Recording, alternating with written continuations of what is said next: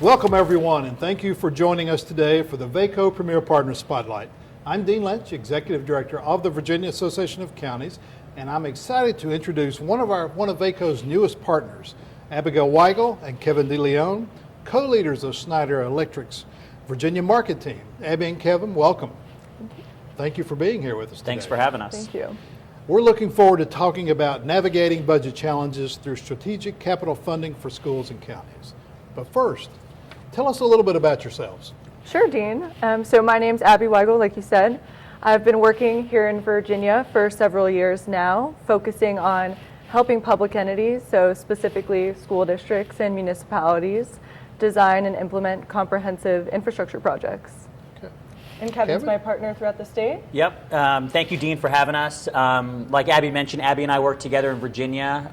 We're not only helping schools and counties, we also work in higher education, state agencies, wastewater treatment plants, all those things to help fund capital infrastructure improvements.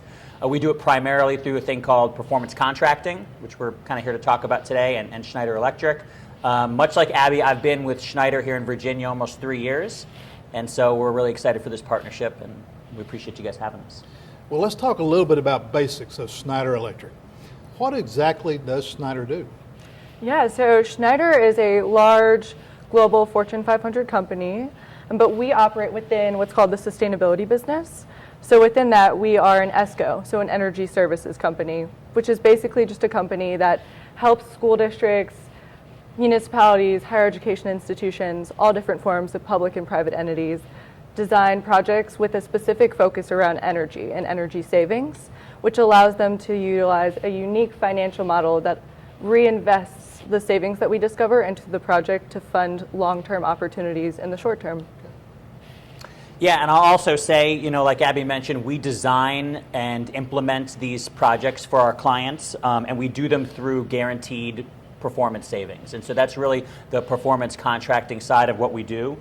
We own most of the risk throughout our projects, all through the design and into the construction period for our clients. So it's really a low risk, high ROI model of doing things like lighting, building automation, HVAC, mechanical, resiliency improvements at either schools, counties, or, like I said, some of the other markets that we work in. Knowing that you're a global company, Fortune 500 company, the two of you are focused here in Richmond, Virginia, correct? That's right. How long have you been working in the state of Virginia? So we've been here probably almost 3 years working in this market, right? Is that about right? Yep, but as an overall entity, we've been involved in Virginia since 2001. Mm-hmm. So we operate under Virginia Energy as our governing body, and they adopted the ESCO legislation back in 2001. So we were one of the first players. Again, now you mentioned ESCO.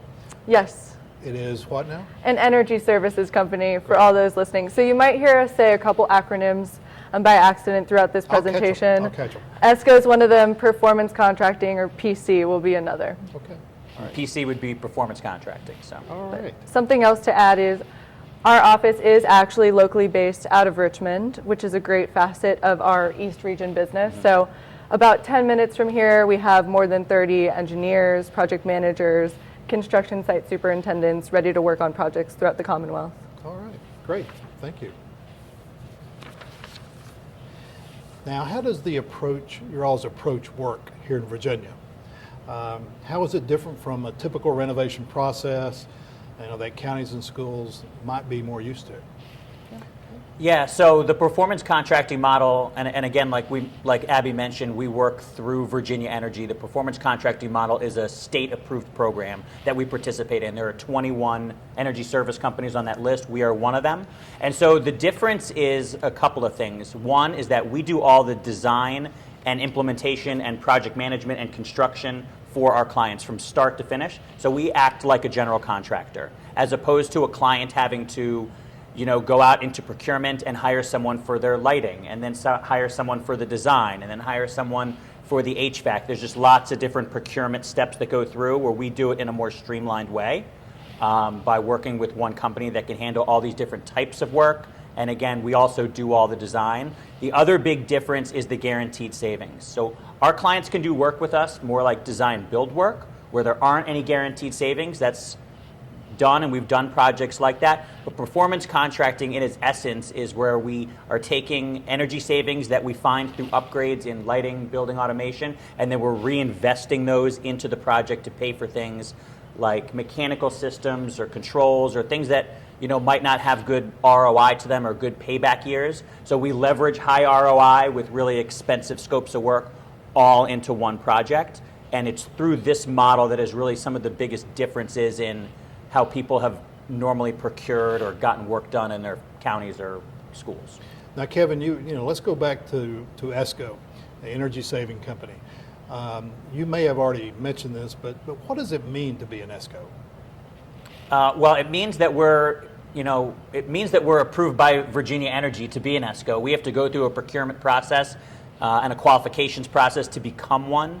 And a lot of what that entails also is to have the rest of the team built out like we do. So in theory, you could say that someone could do the kind of work that we do, but in order to actually have the work perform and execute the way that an ESCO normally does work, you have to have all of the engineers on your team. You have to have measurement and verification specialists afterwards. You have to have construction, site superintendents, project management. All of those pieces that makes a successful project all have to be together in one entity, as opposed to you going out and outsourcing them on your own is kind of the way that I would say. Most of the clients that we work with that do work like that are very used to working with like lighting contractors for lighting, and then mechanical contractors for HVAC, and so, but none of them are talking to each other. So no one's looking at their buildings or communities or existing facilities holistically about how one improvement might impact another down the road, because they're solely focused on the one thing that they're there to do. And we take a much broader look at our clients' facilities. Anything to add, Ab? No, so it's just naturally different than the design bid build model that people are used to. So like Kevin said, you have a variety of contractors operating differently or separately from a general contractor that they work under. Whereas with us, you're with us from the point of idea conception all through construction and design. So we have our engineering working with our construction managers to make sure what we're designing for you is not just feasible in terms of the return on energy savings and the return on investment, but also constructible and will work in your facilities well for the 15 to 20 year period that we're guaranteeing those savings for. Now, is this something new with working with Virginia Energy for this? Or has this been around for a long time? No, yeah, we've been working with Virginia Energy since 2001. We've done almost 60 projects, over $170 million just here in Virginia. Nationally, we've done 1,100 plus projects, almost $4.5 billion in guaranteed savings. And so what we like to tell folks as we're educating them on what this program allows in the state and what we do, as a company, is if you're going to make some of these improvements anyway, like you've got mechanical needs, items in your annual CIPs that you need to address, you should really look at, either working with us or looking at performance contracting in leveraging whatever current assets you have to help pay and fund for some of the expensive capital improvements that you're going to make. And it's great that we have the state that does it. Virginia Energy touts the performance contracting model in Virginia here as the best in the country. Several other states have modeled their program after ours here in Virginia. Well, we always think we're the best. We do. We do. Maybe he was just saying that, but all right. So, how do you all leverage the innovation bank, or do you actually, Virginia Energy's innovation bank right now? So I don't know that we specifically leverage the innovation bank. In terms of Virginia Energy, they're great at assisting us when it comes to educating clients, especially in the municipal space and in the higher education and state agency space, on what the process looks like. So I know they've done some presentations with you all actually, but they will go in and specifically work with a municipality to help them outline the financial process, the legal process, and the procurement process for projects up front to help them assess and vet whether it's a positive opportunity for them. Okay. Yeah, they manage and run the program, right? And so they're out doing some of the education that, we're kind of out doing right now. Even though the program's been around for a long time, we find that not a lot of our clients either know that it's a possibility, or maybe they did a project years ago and the firm they worked with didn't do very good, strong measurement and verification, and maybe they didn't see the savings. But we work with them a little bit more as they run the program, we work within it, and they help educate our clients as we're engaging with them. Let's jump to schools just a minute. Talk a little bit about schools. Many counties and school districts here in Virginia are dealing with an aging infrastructure problem. And what's the impact? What kind of impact can you have on dealing with infrastructure in some of these school districts around? Yeah, certainly. So I think the term deferred maintenance is very common in Virginia K-12 space. Well, explain that a little bit. Sure. So deferred maintenance is basically when, schools build out their capital improvement plans just like municipalities, and some things naturally get cut because they can't be funded. And so those projects, if they're continued to be cut over time, stack up, and then you end up with, HVAC systems or structural systems that are coming towards the end of life or past useful life, and they're either failing reoccurringly or causing safety issues. And so what we can do is help come in and tackle those all in one swoop, allowing you to level set your facilities for the future. By level set, what do you mean? It allows you to Budget-wise? It allows you to start new in a way. We are very big on shifting the focus from reactive maintenance. So when something fails, going in and handling it immediately. That's a costly way to approach things. Usually you're going to have high budget costs for the labor that needs to come out immediately to work on that, to a more proactive approach. So allowing your maintenance team to maintain your equipment over time and working with our team to educate them on what that looks like to ensure you're getting the best performance for the longest viable piece of time on that equipment. Yeah, it's challenging for schools, right? They have so many different priorities, right? And there's only so much money that's out there, right? And so just because a chiller is nearing its end of life and you should replace it, that it might not be feasible that year or even the next year or the year after. And if that continues to happen, those pieces of equipment become even more costly to try to keep alive. There could be safety issues with whatever the systems are. I mean, if we have a chiller go down in the winter and schools doesn't have heat, that's a challenge, right? Those are some things that we need to get funded. And if those things stack up year over year over year, then we have a situation where, the capital expenditure to fix all of it is really, really large. And so, again, we're uniquely situated to come in and not just fix those expensive mechanical deferred maintenance items, but we can help pay for them with some of your other deferred maintenance items. Like if you haven't done lighting throughout your school or your county, that lighting or upgrading your automation system can help pay for chillers and air handlers and some of the other things. And so you're probably going to do those anyway, right? Because you have to have heat in the winter and you have to have AC in the summer where when it's hot out, like those are kind of non-negotiables. And so this is sort of our approach about leveraging your existing assets to help fund, expenditures you're already going to make. And we're lucky that the state allows us to do this in this performance contracting legislation that Virginia Energy stewards. And that's why we're just trying to educate as many people out there as possible about doing it. Well, I'll come back to schools in just a minute. Can you give me a real world, a real life example, a real Commonwealth example of how this works or how you've been able to make it work in Virginia? Maybe one of the best ones is a project we did at Bedford Regional Water Authority. Okay. They're a municipality, probably one of our more recent projects.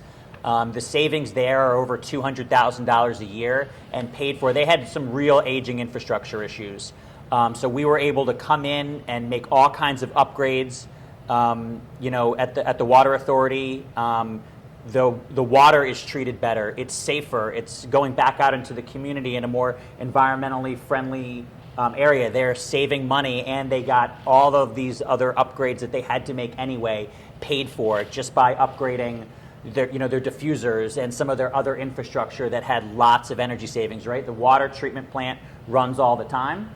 And so, upgrading to some new technology, tapping into some new technology, it's more energy efficient, helped us capture some of those energy savings. And, and leverage them for some of the other work that we did out there. So very, very successful project. I always say we did an event out there for Earth Day, and they tout it. I feel like I should take them on sales calls with me, right? They're very excited about it, and they're very, very proud of it. We're working on another project right now. So it was a very successful project. Great, great. Well, how does Schneider determine what to include in a project? Yeah, so based on our model and the financial impact it has, we really look on creating balance. So between items that we deem to have a high return on investment, so we call those, another acronym, ECMs, or energy conservation measures. Okay. So those are things like lighting, building automation, building envelope, water conservation, solar. They're going to have, a low cost and then see a substantial return on your investment in terms of your energy savings pretty immediately. And we balance those with your more expensive capital measures. So like Kevin was talking about earlier, school districts all need boilers to heat them in the winter. And so those are expensive pieces of large mechanical equipment that can be offset by those things that have the high, more immediate return on investment. Go ahead if you Go have a ahead, question. Kevin. No, go ahead. I was going to say, I think one of the different, right, I told you there's 21 companies on the ESCO list, right? So we compete and we like it. And so, but one of the things that's big difference with us is just not only how we, put our projects together, but our first questions when we sit down with a client, we're obviously looking at their CIP, so we have an idea like what needs to happen. But it's our client's project, and so we build it how, to take care of whatever those care about issues are, for that client. We are always going to look at things like lighting, automation, building envelope, like things that we know are going to have, that are going to generate those energy savings to pay for some other things. But as for what are the other things, that's for our client to tell us. And then as we're on site having kind of a collaborative partnership over a few months of whatever audit we're doing there, there's a natural back and forth of, hey, well, we were out here, we saw this, and you may not know about it, but we think it's a real concern. Like this, if it's not on your CIP, it should be. And so there's a lot of collaboration back and forth, and it's between what we know historically that we've done in projects and collaborating with our clients, which is how the projects kind of come together. So sometimes it's difficult in the beginning because you don't have your arms wrapped around all the potential that exists in a county or a school district. But as we start to work together, all of a sudden, these great projects kind of come together. I think, again, that collaboration part is one of the most important pieces of our approach. Well, that's great strategic planning, I think, going forward anyway. And so you're helping counties modify their CIP to a certain extent? Yeah, in some ways. I mean, as you find things that need to be done. We've been in situations with clients where they've not done or maybe don't have a super high quality facility condition report. That's when you might yourself or hire an outside firm to come around and catalog what's in every building, what the age is, how much longer it has useful life, so they can start building those CIPs, right? And while we're out there, we're collecting all this data for our clients. And so there's a lot of value add, even if it's scope we're not touching. We're still providing some extra value for our clients. Okay. Let's go back to schools just a minute. A little bit, schools in Virginia, have limited resources. They're funded by the counties to a certain extent. How does this model work with schools? Can you give me a real life example of what you've been able to do? Maybe not in Virginia, but elsewhere? Yeah, certainly. So Robeson County in North Carolina is a great example of a recent project we've done. We've been engaged with them for a long time, trying to figure out when the opportunity was right to do work. So when COVID hit, as you're familiar, there was ESSER funds that were helping school districts fund, projects specifically around indoor air quality. And so what we did was stepped in and worked with them to design a very fast implementation project that was going to holistically look at their facilities and leverage both energy savings and the American Rescue Plan Act funds to build out a self-funded project for them that would tackle, a lot of their mechanical infrastructure in terms of their boilers, a lot of their air handling units to bring in fresh air within the facilities, and also do those hanging fruit items. So your lighting, your building automation, your building envelope. And so we've done, I think, 3 phases of work with them now. or are designing our third phase of work with them now, and that has been a really successful partnership, especially because of the unique position that they're in. As a school district, they have a very low tax base due to being on native lands, and so this helps them get more done within the financial constraints of their district. Is this what you mean by phasing a project, more or less? Yes, certainly. So something we find really valuable and we talk about internally is clients for life. That's always the end goal, and that's maintaining long-standing partnerships. So sometimes it's not right to do every single thing that we see within your facilities in 1 year. Right. Sometimes it doesn't financially make sense. And so what we can do, similar to a CIP, is help you build out a long-term plan. So maybe you'll get $5 million of work done this year and $3 million of work done in 2028. But we'll work with you to help both prioritize the difference between the savings and the project cost, and also your priorities to build out several phases of projects that work well for you and your facilities, if that's something of value. For many counties, this could be a budget buster in 1 year. So, I think the phasing in approach is really good. And I think, the localities here are going to start hearing that from Virginia Energy as they start talking to them about performance contracting. I think that's something that they're trying to usher in is you don't need to do a $40 million project that touches everything in your school district or your locality all at once. You can move, step by step as you go, maybe taking care of the things that are most critical up front, right? Building a great project around it and then taking more steps and more steps. The great part is as we start to do a project with a customer, we're supporting them after that project. So they're continuously working with us. So if they need consultation, advice, if they're doing a different project with something else and they want, hey, Schneider, what do you think about this? Like, that's one of the ways that we continuously engage with our clients, until it makes sense for us to maybe do another phase or do another project, and those types of things. All right, representing counties, how do we get started in this process? Yeah, so there's several ways to get started. One of the valuable things about performance contracting and working with Schneider as well is we want to make sure it's a good fit for you. So we can start a relationship in a variety of ways, but one of the first things we do is actually called a business case. So that's where we're coming in on site, having conversations with you and your team at the municipal level to assess the needs within your facility, and then we're actually bringing out one of our project development managers. So this is someone who oversees projects holistically and works with our engineers And to this is design your team in opportunities. Virginia, right? One of our team Yes, members, yeah. exactly. And they'll be able to specifically walk through the sites with you and I to identify, a variety of scope items for us to approach. And at that point, we'll be able to give you a projection of the savings as well that would go into a project. So from there, if you're interested, if it's a good opportunity, if it feels like the right fit, we would move into procurement. And so in Virginia, there is a state process that Virginia Energy has the documentation for listed on the site. So it's an RFQ to an RFP.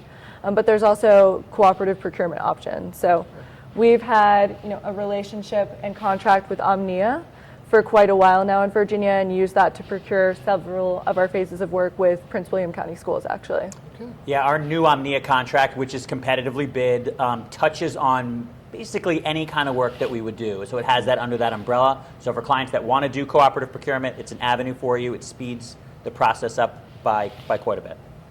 Okay. We're familiar with Omnia. We used to work with Omnia Okay. for many years. And now we are aligned with NACO now with the PPP, Public Promise Procurement. And I hope you all take a look at that. Yeah, Yeah, I'd love definitely. to. Absolutely. All right, can you explain a little bit more about what a county would get out of these facility assessments?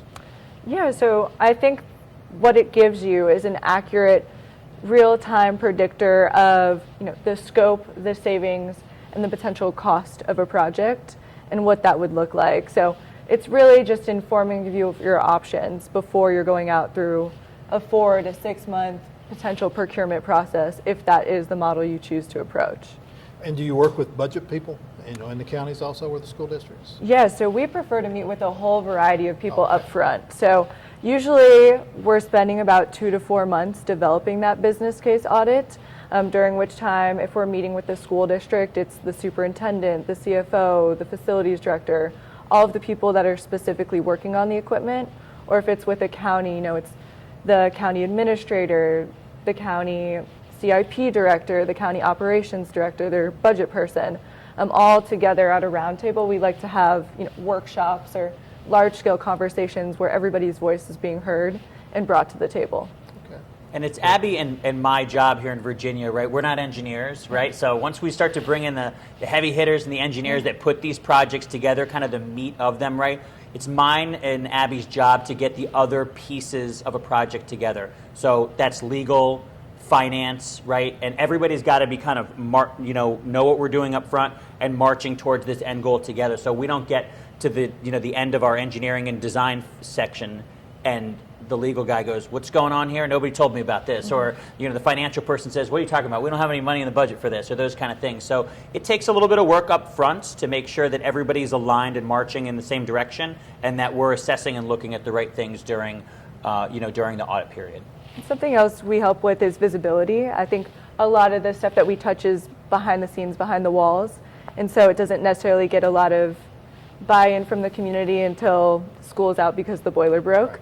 And so we're really good, and our team is really good at helping, counties at the Board of Supervisors level broadcast to their community why this is an investment that's going to be a good steward of financial taxpayer dollars for their community and what the benefit specifically is, and shed that light and that information out for you.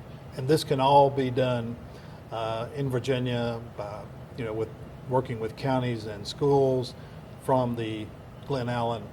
From the Glen Allen office. Yep. And we would encourage people that want to learn more and find out what's possible for your specific situation. It starts with a conversation, right? And have Abby and I in to have a conversation with you about your school district or your locality, what challenges that you're having, because every one of these projects, although there might be a lot of similar scope, they're all different. We've got some in other states that their big issue was resiliency. So we were talking about doing things like renewables and microgrids and, at operation centers that couldn't go down for emergency services, those kind of things.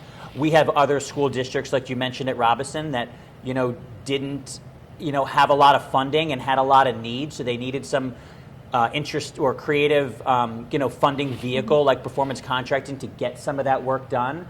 We have others where they just have so much work throughout their locality that they don't have the manpower internally to hire all the individual subs and contractors to do them one at a time, so it's easier to work with just one firm. So it starts with a conversation and understanding what you need most, and then we start to take steps from there. And Kevin and I are big in-people person, so yeah. We'd love to come, to our clients and have those meetings at their office if possible.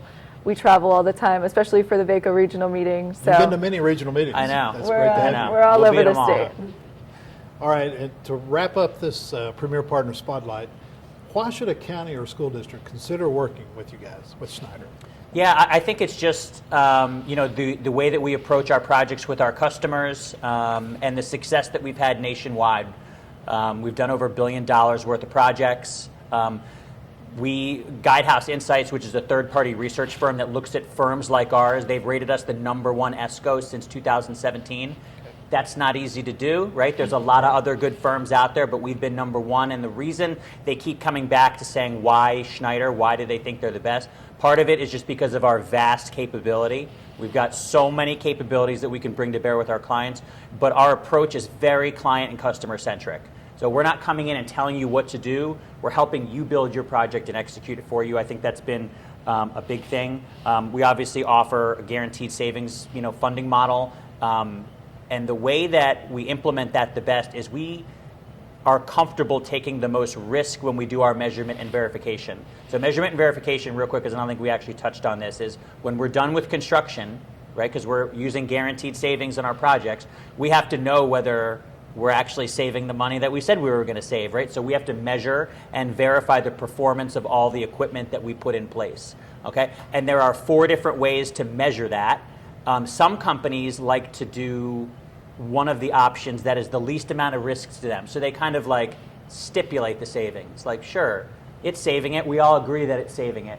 We tend to take one of the more riskier ones where, sometimes, something doesn't perform and we have to write a check for it. Like that happens. And so, but I think clients actually appreciate that, so that when we're doing our engineering for these projects, we're doing so in a way that we think it's going to fund the most amount of work because we're confident in the performance of what we're implementing. So yeah, we've been incredibly successful. We've been successful here in Virginia. We care about our clients. We want them to have great projects done, and it's something we're really passionate about.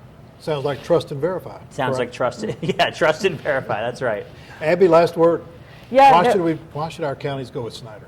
Certainly, Kevin summed it up very nicely. I mean, we're in it for the long haul. We're committed to our customers. We have a great track record. I think if you have a chance to meet me and Kevin, and especially meet our design and engineering team, you'll see the true passion we have for the work that we do. I think we really believe that it is a valuable service that we provide to our clients, and we truly feel like we're part of their team by the time that we're establishing and completing one. I think we're probably there about 50 times in their office before we're actually at construction, and so, our team is passionate about it. We're really good at it. We've been doing it for a long time, and yeah, we're just aiming to have some more clients for life one day. Great, great. Well, Abby and Kevin, thank you for being here on this VACo Premier Partner Spotlight and telling us a little bit more about Schneider Electric and the programs and services that you provide to counties and schools that are here in Virginia. And thank you for being a VACo Premier Partner. Yeah, well, thank you for having us. Yeah, well, we appreciate that, and we appreciate the partnership. Your team's been amazing to work with. We will share some additional information. We have a video that we can link to after this video. It talks about things like we're not a trucking company, we don't just do electric, those kind of things about who Schneider is. So I think through our partnership here, it's helping all your members get comfortable and know who we are, and we appreciate that. Thank you.